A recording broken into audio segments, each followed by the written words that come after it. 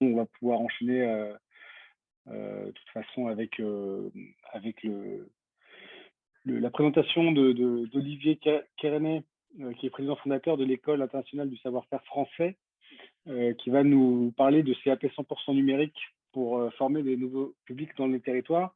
Et juste avant de vous laisser la parole, Olivier, je remercie Céline, Guillaume et Christophe pour notre intervention.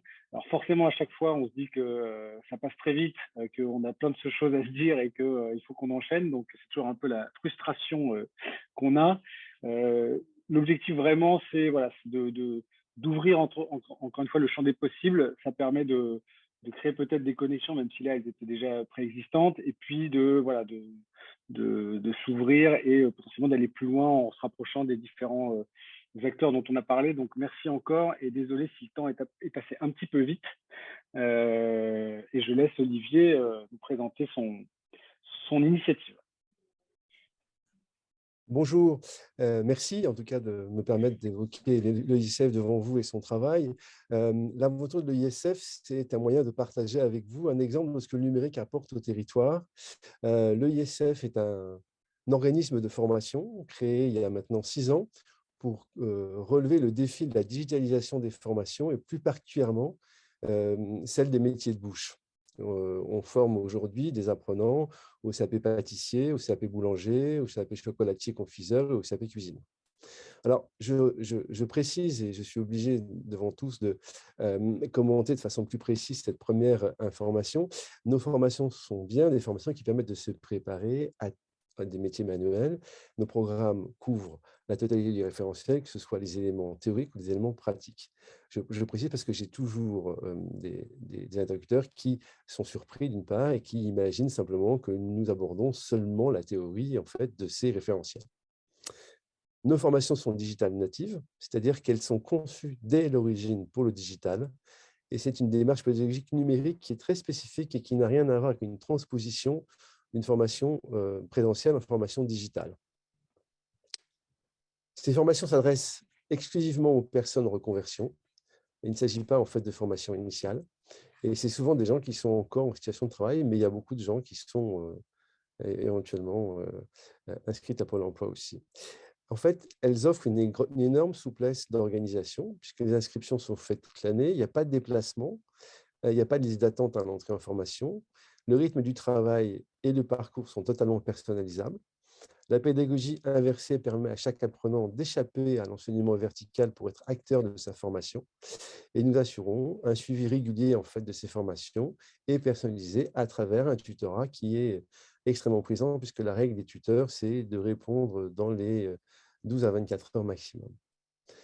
Ces formations sont accessibles et économiques, puisqu'elles sont jusqu'à 10 fois moins chères que les formations en présentiel. Alors, ça, c'est on va dire le tableau de ce que nous faisons. Ce que je voudrais, c'est partager avec vous un écran avec quelques éléments.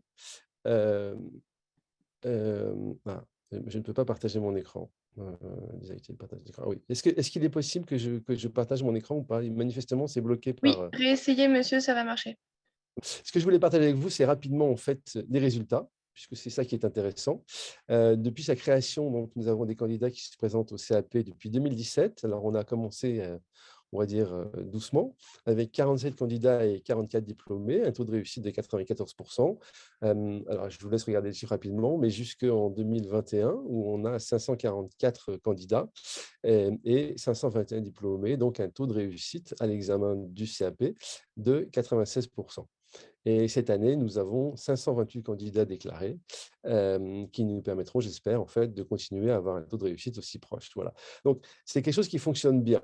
Alors, au-delà donc de ce succès-là, ce que je voudrais partager avec vous, justement, c'est l'impact que ça peut avoir sur les territoires et notamment en fait, les histoires de nos apprenants lorsqu'ils ont réussi leur CAP, parce qu'il ne s'agit pas seulement de préparer, mais il s'agit aussi derrière de savoir en fait ce qui se passe. Alors, je vous ai mis quelques exemples que j'ai repris en fait des messages que nous recevons quand les gens ont terminé leur CAP. Là, il s'agit d'une personne qui avait beaucoup travaillé pour passer son CAP boulanger, qui est extrêmement contente d'avoir réussi à retrouver du travail dans un secteur qui lui plaisait, donc pas trop loin de chez elle, et qui lui permettra dans quelques années de s'installer, alors elle précise bien, dans une commune rurale sans boulangerie.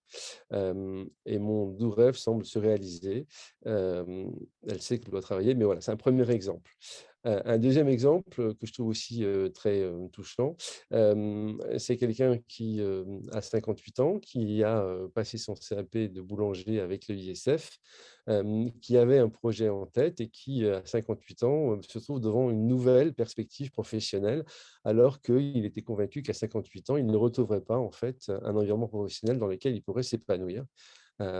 Et et là encore, l'objectif étant pour lui d'apporter quelque chose de différent sur les territoires dans lesquels il est. J'ai une autre personne qui nous explique qu'elle est ravie d'avoir eu son CAP, qu'elle a déjà un four à bois et elle n'a plus qu'à se lancer pour être capable effectivement de fournir du pain dans la région dans laquelle elle est, après avoir réussi son CAP. J'en ai une autre encore. Là, c'est une personne qui est ravie d'avoir suivi notre formation. Et elle nous dit: «Grâce à vous et mon travail, ma reconversion est plus que réussie et mon entreprise se porte à merveille». Son entreprise s'appelle Couleurs Sucrées et en fait, elle fait un atelier de pâtisserie dans lequel elle fait des formations sur des recettes. Elle fait des pâtisseries sur commande, et manifestement, tout fonctionne très correctement pour elle. Voilà. J'en ai beaucoup d'autres, de jolies choses, monsieur Maudier qui crée un fonds de pâtisserie dans le Rhône. On a monsieur Diop qui, au Mans, a créé une pâtisserie avec une spécificité parce qu'il est diabétique et donc il cherche des pâtisseries avec un taux de glycémie extrêmement faible. Et c'est grâce à l'EISF qu'il a pu se former pour pouvoir créer sa pâtisserie. Et Élodie Trottard à Sens qui a maintenant une boutique de chocolat et de pâtisserie après avoir suivi en fait nos formations. Donc j'ai cherché à illustrer des exemples pour vous montrer que, en fait, le numérique ici, nous sert, pour, donner, aux gens, accès à des formations auxquelles ils n'auraient pas pu accéder compte tenu des contraintes qui peuvent exister sur des formations présentielles.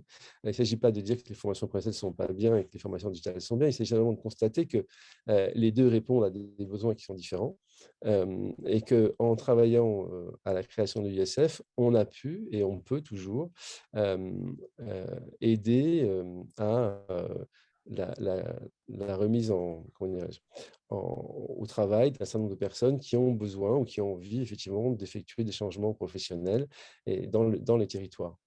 Euh, Lorsque Mathias du think tank le plus important m'a demandé après ce qu'on aime, nous, c'est de faire des propositions. Mais moi, j'en ai qu'une, en fait, c'est de me dire que nous, on va continuer, puisqu'on est clair, on apporte des choses aux gens. Les gens sont satisfaits, en fait, de ce qu'on peut faire. On essaie de le faire avec le plus de cœur possible. Et notre satisfaction la plus importante, c'est quand nos apprenants nous racontent ce qu'ils ont pu faire avec la formation qu'ils ont suivie avec nous. Merci infiniment, Olivier, pour ce beau carnet d'inspiration qui montre effectivement l'alliance intelligente et gourmande, j'allais dire, du numérique et des savoir-faire. On va passer à l'autre carnet d'inspiration avec Mathieu Muselet, qui est chef de projet numérique de la Ligue de l'enseignement Centre Val-de-Loire et qui va nous expliquer donc comment déployer des badges numériques de reconnaissance de compétences pour faciliter les mobilités et transitions professionnelles dans les territoires fragilisés. C'est à vous, Mathieu. Bien, bonjour à tous et à toutes. Merci de cette invitation. Je serais bien resté à vous écouter. En fait, c'est passionnant, mais je vais devoir faire ma part du travail. Bien, je crois que la commande un petit peu qui m'a été formulée, c'est de vous parler j'allais dire, d'un système de reconnaissance ouverte qui s'appelle les Open Badges, les badges numériques ouverts, qui est une trouvaille de la Fondation Mozilla et la Fondation MacArthur déjà qui a 10 ans, mais qui a mis un peu de temps à s'installer en France, en particulier, je pense, parce que la compréhension de ce qu'on dit aujourd'hui, c'est-à-dire de la nécessité de faire du lien, de penser les parcours et les transitions et non pas que les ruptures, faisait qu'on n'avait pas une lecture assez fine de là où on pouvait poser cet objet. Alors, qu'est-ce que c'est que cet objet? C'est une capsule numérique, c'est une image, et derrière, on peut prendre la main pour définir, j'allais dire, des compétences, des pratiques individuelles ou collectives, hors système formel, hors référentiel, pour nourrir en fait tout ce dont on vient de parler, c'est-à-dire des expériences nouvelles, des expériences collectives, que ce soit des tiers-lieux, des expériences d'auto-apprentissage autour du numérique, et ce, quels que soient les territoires et quels que soient les publics. Alors, on s'est saisi de ça à la Ligue de l'enseignement. Donc, la Ligue de l'enseignement, c'est un mouvement d'éducation populaire déjà ancien, c'est une association, et on a profité des appels à projets des années 2017-2018 et 2019, autour du PIC 100% inclusion, pour proposer un projet qui s'appelle 12 parcours sans couture, qui a concerné 400 jeunes sans formation sur 4 territoires différents, avec des partenaires. Je vois que Alain n'est pas très loin de cette visio, Alain Souline de Webforce 3 et plein d'autres, dont l'EdSub. Et on a essayé sur Paris-Terre d'Envol, Grand Paris Sud, Tours et Nantes d'accompagner des parcours à l'aide de ces open badges. Pas seulement, hein, l'outillage n'est pas le seul outillage. Alors, pourquoi c'est intéressant cette histoire-là? Parce que moi, depuis le début de l'après-midi, j'entends quelque chose qui me convient bien, c'est de dire qu'on souffre quand même d'une territorialisation des actions. C'est-à-dire qu'on est dans un système un peu étrange. C'est vrai qu'on l'a subi de plein fouet. On est très intéressé par l'engagement, j'allais dire, incroyable de la Banque des Territoires, de la NCT et de tout ce qui est déclenché actuellement.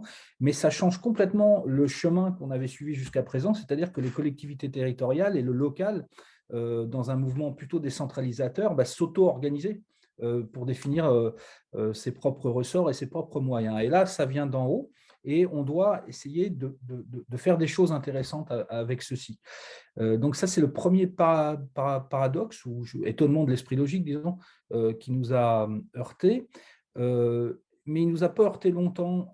L'idée, c'est quand même de sortir un petit peu des sentiers battus, et battus et bassus avec des massues, pour monter des collectifs et des consortiums un peu différents de ce qu'on avait l'habitude de faire, avec des diversités d'acteurs. Donc, nous, on est plus dans l'économie sociale et solidaire, mais pas seulement, pour essayer, en fait, parcours par parcours, territoire par territoire, de doper, dans le bon sens du terme, les jeunes sans diplôme, d'expériences informelles et non formelles qu'ils peuvent acquérir dans des expériences apprenantes, on les a appelées comme ça.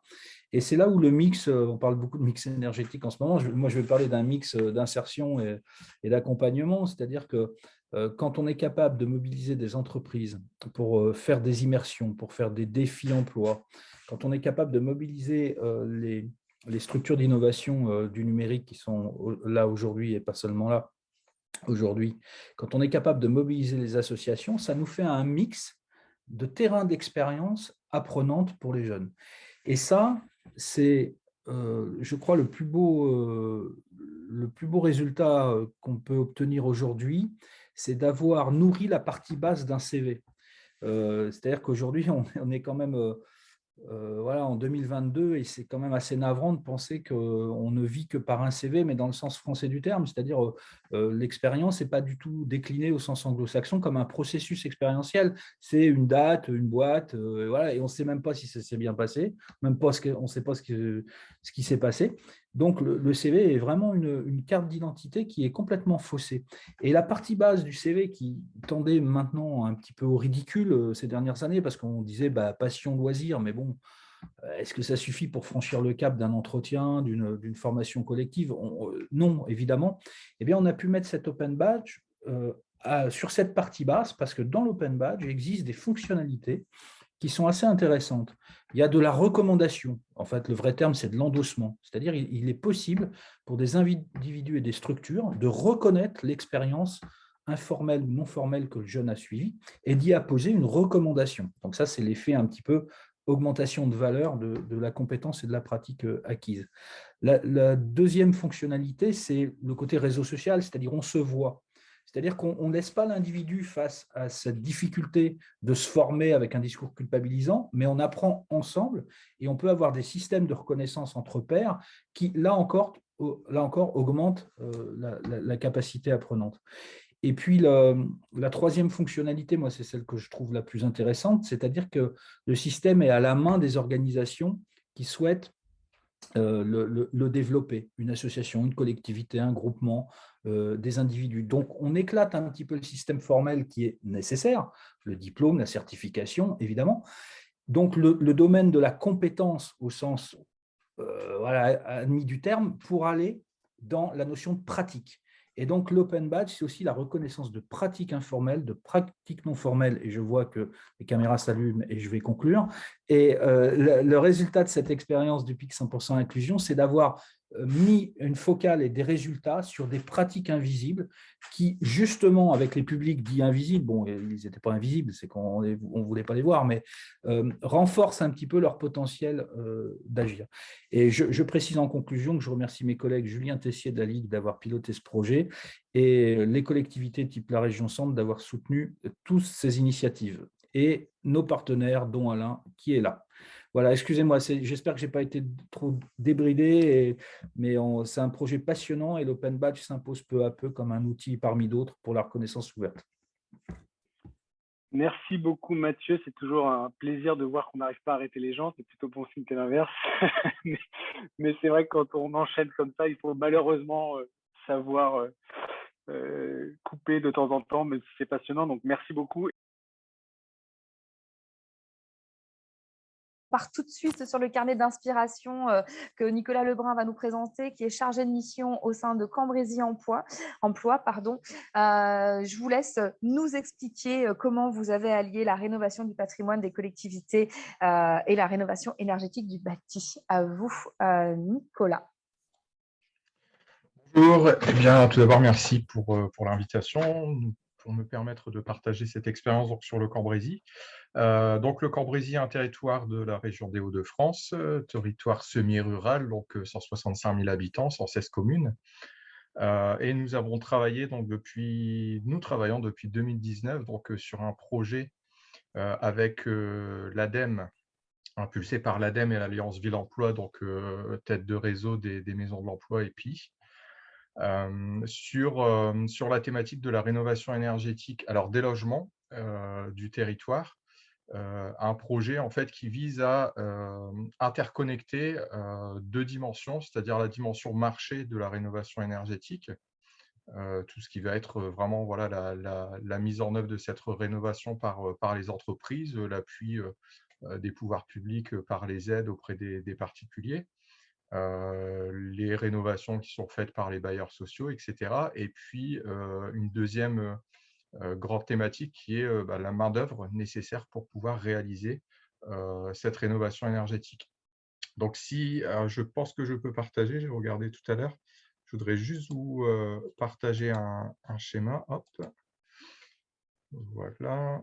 Alors, est-ce que ça s'affiche bien? Oui, c'est bon, ça fonctionne. Alors, je vais laisser comme ça, c'est suffisamment clair, je ne le passe pas en plein écran.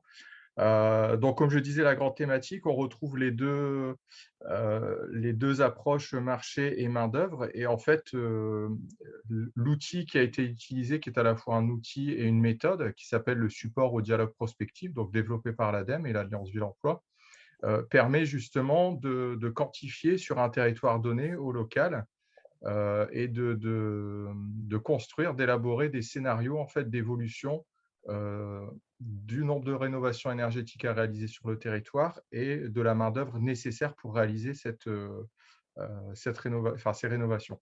Donc, ce qui est tout à fait intéressant, c'est que d'un côté, ça permet d'avoir une projection et d'appuyer la stratégie territoriale de la rénovation, et d'un autre, d'impliquer aussi les acteurs de l'emploi, de la formation, de la montée en compétences des salariés du bâtiment pour pouvoir répondre justement à cette demande et préparer, mieux anticiper ces besoins.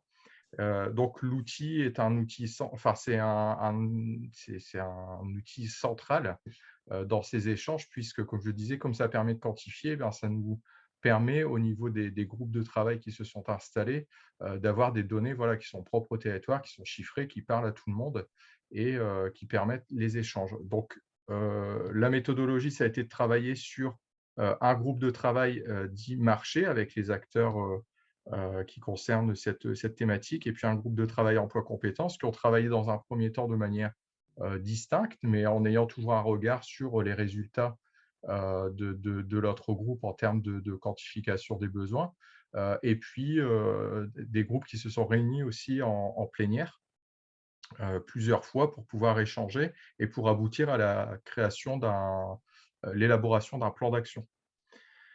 Donc, c'est ce qui est vraiment important. Il y a eu toute une phase, donc fin 2019 jusqu'à octobre-novembre 2020, cette phase d'études, d'échanges, de dialogue surtout avec l'ensemble des partenaires, qui a permis d'embarquer justement l'ensemble des partenaires et de décloisonner un peu l'approche de la rénovation énergétique, et par la suite, à partir de fin 2020 et sur l'année 2021, et puis là, on va continuer sur les années à venir, de travailler sur un plan d'action.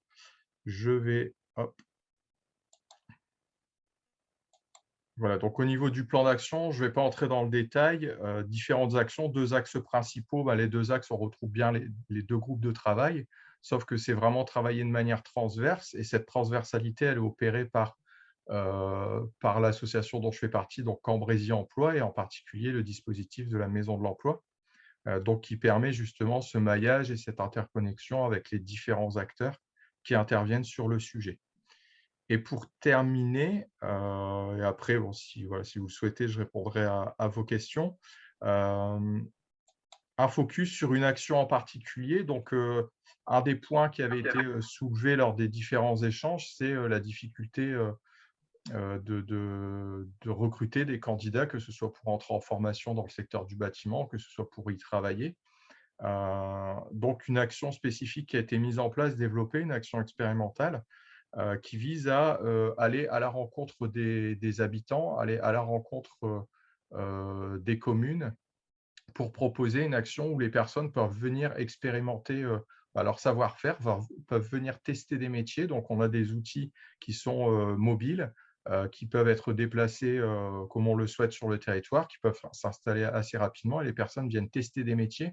Ce qui est intéressant, c'est que c'est un outil aussi de médiation par rapport à l'efficacité énergétique. Donc, ça permet aussi d'informer les populations sur les dispositifs en termes d'aide à la rénovation énergétique. Donc, eux, en tant que peut-être particuliers propriétaires de logements, mais aussi de leur expliquer et décrire les différentes opportunités en termes d'emploi, d'évolution des métiers, l'avenir un petit peu du secteur de la construction, les besoins qui vont être qui sont déjà présents, mais qui vont monter en charge par rapport à la rénovation énergétique des logements. Merci beaucoup, Nicolas. Voilà. Il me semble qu'on retrouve un dossier complet dans le magazine de l'ADEME d'octobre 2021 pour en savoir davantage. Donc, voilà, on a mis les infos dans le fil de discussion. Très intéressant, très inspirant. J'aime beaucoup ces carnets d'inspiration. Donc, je vais accueillir notre prochain intervenant, qui est une intervenante et qui va nous parler en quelques minutes, nous inspirer avec comment faire de l'économie circulaire un levier d'inclusion professionnelle, avec l'initiative que vous avez prise, Sylvie Scalabre, avec Lemon Tree.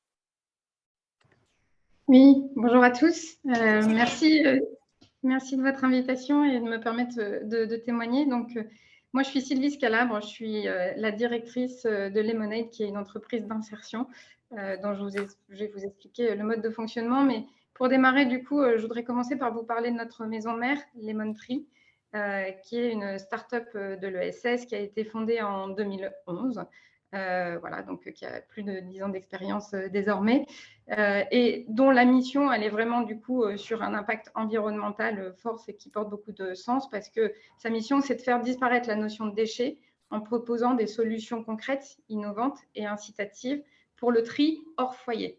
Donc, on installe des bornes de collecte hors foyer là où le tri est quand même compliqué. On n'est pas chez des particuliers, donc ça peut être en entreprise, ça peut être dans des galeries commerciales, ça peut être sur des campus, etc. Donc, on va sur ces sites-là inciter au tri à la source des matières et ensuite récupérer ces matières et trouver des filières de valorisation les plus locales possibles, voilà, pour que toutes ces matières aient une seconde vie. Et avec le temps qui passe, on intervient de plus en plus à proposer des services pour réduire les déchets à la source et ensuite faire en sorte, une fois qu'ils sont là, d'éviter leur incinération et leur enfouissement. Donc, on essaye de multiplier, développer le nombre de filières qui existent. Initialement, le papier, le carton, ça existe, mais voilà, on travaille aussi sur des matières type les mégots, les masques, du polystyrène, etc. Voilà, pour essayer du coup de réduire au maximum l'impact environnemental. Voilà, donc ça, c'est le métier de notre maison mère, Lemon Tree. Et à partir du moment où il a commencé à y avoir du volume à collecter, on a décidé de créer du coup Lemonade. Et ce qui est intéressant, c'est que c'était la première joint venture tripartite de France, parce que Lemonade est né donc du coup de Lemon Tree, qui avait du coup cette proposition de service environnemental, et qui s'est allié du coup au Fonds Danone Écosystème et initialement à la Fondation Agir contre l'exclusion, et désormais maintenant avec le groupe SOS, pour se dire, ce métier qui est lié du coup à la collecte des matières, c'est un très bon support pour pouvoir aussi avoir un impact social et permettre à des personnes qui étaient éloignées du marché de l'emploi de retrouver un emploi durable. Donc, c'est pour ça qu'on a été créé comme une entreprise d'insertion, à partir du moment où on a eu les volumes pour le faire. Donc, on est une entreprise d'insertion conventionnée avec l'État et voilà. On a un modèle aussi qu'on veut un peu distinctif. Les personnes, les salariés en transition qu'on accueille chez nous, on les recrute par promotion. Donc voilà, on constitue un groupe de 6 à 8 personnes qui ont des profils très divers. On peut avoir à la fois des jeunes en décrochage, des gens qui ont eu des accidents de vie, des gens qui sont en situation de handicap, des réfugiés, etc. En tout cas, voilà, on les accueille par promotion. On leur propose des contrats qui sont en moyenne de 8 mois. Comme 8 mois, c'est court, et on veut vraiment que ce parcours qu'on leur propose, ce soit un tremplin vers l'emploi.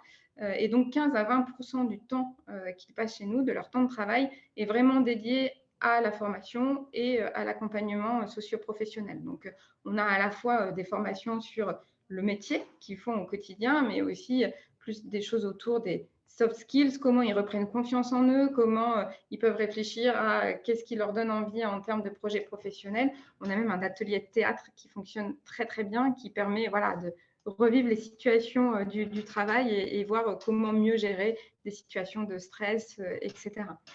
Voilà, donc en fait, nous, notre métier de Lemonade, c'est d'assurer toute la partie logistique de Lemon Tree, donc la collecte, donc les salariés partent en autonomie, faire plusieurs points de collecte dans la journée, de gérer ensuite sur nos entrepôts le tri des matières et le conditionnement, et ils sont aussi amenés à faire quelques activités de maintenance, etc.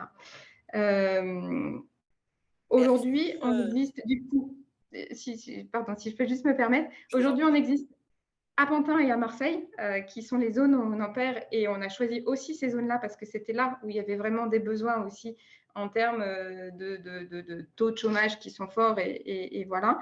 Et puis du coup, depuis un peu plus de 5 ans qu'on existe, on a accompagné une centaine de personnes avec un taux de sortie dynamique qui est de 73%. Eh ben, c'est parfait, vous répondez à la question que j'allais vous poser en conclusion. Merci beaucoup Sylvie pour cet éclairage et cette initiative inspirante. Et je passe maintenant la parole à Lucie O'Haraud, qui va nous inspirer avec un projet qu'elle a pu accompagner il y a quelques temps. Comment faciliter à l'échelle des territoires justement la mise en évidence d'opportunités de reconversion professionnelle, en particulier les filières industrielles qui sont fragilisées vers les emplois de la transition écologique. Vous avez conçu un kit, Lucie O'Haraud. On vous écoute. Oui, bonjour, merci à tous. Bonjour à tous et merci beaucoup de me permettre de faire un retour sur cette expérience qui était effectivement très enrichissante. Je travaille pour le cabinet de conseil qui s'appelle Terre d'Avance et qui vise à accompagner et à travailler sur toutes ces évolutions des emplois, des compétences et du coup des outils support de l'emploi, la formation, les certifications, la communication autour des métiers, etc. Et sur ce projet, on a travaillé avec nos confrères du cabinet Catalyse qui ont en plus une approche développement économique des territoires et du coup, on trouvait ça intéressant de pouvoir conjuguer nos deux expertises parce que le sujet qui nous était posé à ce moment-là par le ministère de la Transition écologique et par le ministère du Travail, représenté par la DGEFP, c'était de dire finalement comment on peut s'appuyer sur la transition écologique pour en faire un levier d'emploi dans les territoires et comment on peut accompagner les filières industrielles qui, au démarrage de notre étude, il y a quelques années, étaient des filières industrielles jugées en déclin, proposer des parcours de sécurisation professionnelle pour les actifs de ces emplois-là qui puissent derrière se reconvertir en fait vers les métiers du développement durable. Donc ça, c'était vraiment la feuille de route qui était posée au démarrage du projet. Et pour y travailler, on s'est dit, en fait, on va directement, plutôt que de réfléchir sur des grandes masses ou des idées un peu abstraites, on va aller regarder concrètement ce qui se passe dans des territoires et on va expérimenter les choses dans 3 territoires pilotes qu'on a choisis parce qu'ils avaient des caractéristiques très différentes. Et du coup, on a travaillé sur un territoire un peu évident, je dirais, c'est-à-dire pour lequel, en fait, la filière de développement durable correspond à la création d'une toute nouvelle filière. Donc, c'était Le Havre-Fécamp, le bassin d'emploi Le Havre-Fécamp, pour lequel, du coup, on a l'éolien en mer qui vient rajouter tout un pan d'activité autour de l'énergie. On a ensuite travaillé sur le bassin d'emploi de l'étang de Berre, pour lequel, là, on n'était plus dans la création d'une nouvelle filière, mais plus dans la transformation des industries présentes, donc notamment la chimie, la pétrochimie, avec des initiatives plus vertes et verdissantes que d'autres, et du coup, tout un pan d'activité qui se transformait en fait dans ce territoire-là. Et puis, le dernier territoire qu'on a pris en expérimentation, c'est celui de Strasbourg, pour lequel, en fait, il y avait là plutôt un tissu industriel très diffus, sans prédominance d'un secteur par rapport à l'autre, et un verdissement plutôt au fil de l'eau des métiers. Et du coup, on s'est dit, avec ces 3 focales-là et ces 3 cas de figure très différents, et puis des territoires avec des dynamiques d'acteurs très différents, si on observe et qu'on accompagne ce qui se passe sur chacun de ces territoires-là, à la fin, en prenant du recul, on pourra peut-être capitaliser et en tirer des enseignements un petit peu généraux. Du coup, sur les territoires, on a travaillé en plusieurs temps. Enfin, en tout cas, ça nous a... Dans le cheminement, il y a eu 3 grands axes de questionnement. Le premier, c'était de se dire finalement comment on identifie nos métiers en déclin et comment on identifie nos métiers en développement. Parce que du coup, c'est assez difficile parfois de se projeter sur les opportunités d'emploi. Voilà, il y en a qu'on pressent, mais on a du mal à y mettre des volumes quantitatifs ou des éléments de projection dans le temps. Et là, nos 3 territoires étaient assez contrastés effectivement là-dessus, entre le développement d'une nouvelle activité pour lequel on peut plus facilement voir des volumes d'emploi et cette transformation plus au fil de l'eau des emplois déjà existants, pour lequel c'est beaucoup plus difficile de quantifier les choses. Donc là-dessus, on a travaillé sur plusieurs sources de données, enfin le croisement de plusieurs données, de la donnée statistique, de la donnée statistique publique, pour lequel en fait on est souvent confronté à pour le coup, pléthore de sources d'informations et parfois une difficulté à prioriser, à articuler ces sources d'informations et à se doter d'une vision à l'échelle du territoire qui soit partagée sur ces évolutions et sur ces perspectives d'emploi. Et puis, on a croisé ça aussi avec des retours plutôt très qualitatifs des entreprises et des partenaires du territoire. Donc, il y a eu tout un premier travail autour de cette ce travail de diagnostic qui nous a d'ailleurs permis déjà à l'époque, et je dirais encore plus aujourd'hui, et j'ai entendu tout à l'heure certains intervenants parler des enjeux liés aux métiers industriels, et déjà à ce moment-là, effectivement, on s'est rendu compte que les métiers en déclin, finalement, ils n'existent pas tant que ça. Il y a toujours des besoins, il y a toujours des tensions, mais par contre, c'est des recompositions de l'emploi qui se font au fil de l'eau. Donc, on a eu ce premier temps de travail autour des outils qui peuvent permettre le diagnostic et qui nous a amené aussi à nous interroger derrière sur finalement quels sont les acteurs à avoir autour de la table. Parce que je le disais en introduction, on est arrivé avec une approche emploi et une approche plutôt de développement économique des territoires combinés. Et dans toute la démarche, finalement, on a vraiment je dirais, finalement, la liste des acteurs dans le tour de table qui s'est élargie avec des acteurs effectivement plutôt du développement économique, des représentants des entreprises, des branches professionnelles, etc. Les acteurs du territoire, voilà, les élus locaux, les agglomérations, les communes, etc. pour certains sujets, les régions, les départements, enfin le volet plus territorial, les acteurs de la formation qui aussi sont partie prenante, les acteurs de l'orientation qui vont agir sur la communication, etc. autour des métiers, et puis d'autres acteurs gravitant autour de problématiques annexes qu'on peut résumer sur tout ce qui va être frein périphérique à l'emploi, mobilité, etc., mais qui rentrent aussi dans la dynamique d'emploi territorial. Donc, je dirais qu'au fur et à mesure, la liste des personnes mobilisées dans le projet s'est élargie. Et du coup, ça nous a... Merci, Lucile. Oui. Merci Lucile, ça témoigne bien effectivement de la nécessité d'avoir des approches de coopératives et concertées entre les acteurs pour répondre à ce type d'enjeu.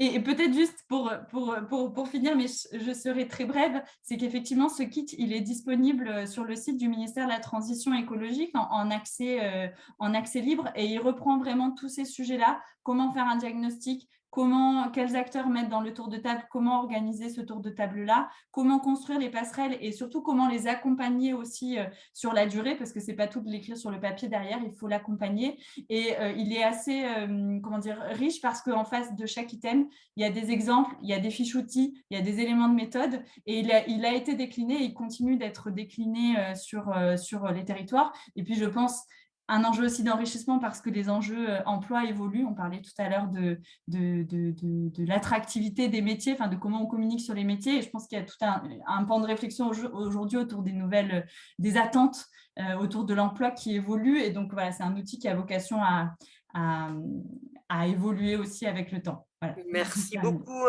Lucile. On a besoin effectivement d'augmenter la boîte à outils pour accompagner ces transitions et ces reconversions professionnelles. Merci beaucoup.